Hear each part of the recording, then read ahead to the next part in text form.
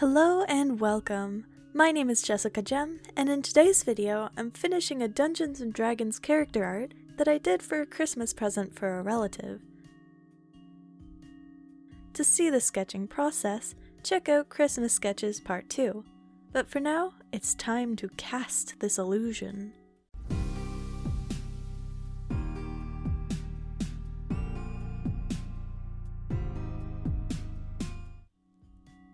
I opened the scroll to start working on this Wonderous wizard Milacious, lowering the opacity of the sketch and beginning the line art. I used line thickness in certain areas to add depth to the spaces where two lines meet and where shadows would be.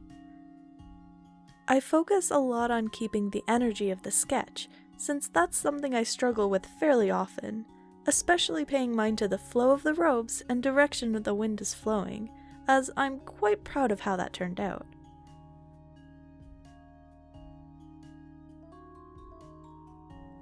I fix up the hands on a separate sketch layer since I only gave myself a rough idea of their position before, and they take a couple of tries to get right.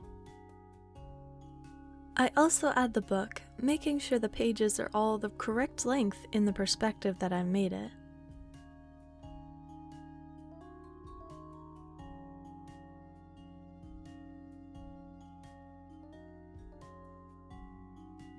The staff takes a bit of messing with to get right as well, since its crescent moon shape is on an angle, and I wanted to capture its form properly.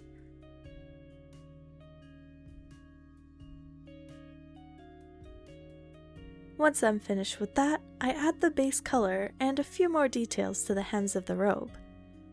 I section out the different layers of color that I'm going to be working with using clipping masks, then test whether I want to use soft or cell shading. I decide to start with the hard-edged cell style, using the staff and book as my light sources when considering where the shadows come from. When doing my style test, I had decided to use both shading styles, so I add a layer of the softer shading as well. I added the purple streaks that run through his robe and staff and do some color corrections, making everything darker.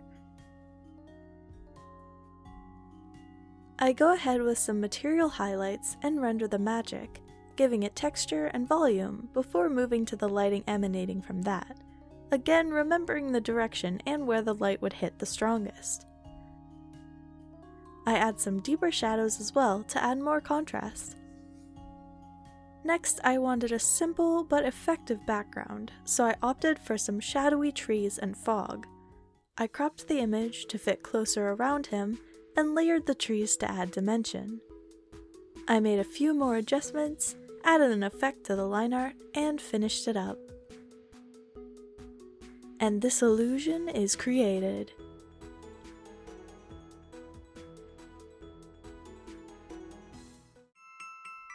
Thank you so much for watching. I hope my spell was satisfactory and entertaining you. I love doing D&D character art, so this one was lots of fun for me. If you enjoyed this video as well, please grant me a like. And if you'd like to see how the rest of my sketches turned out, subscribe to join me. That's all for now, so farewell, and have a wonderful day.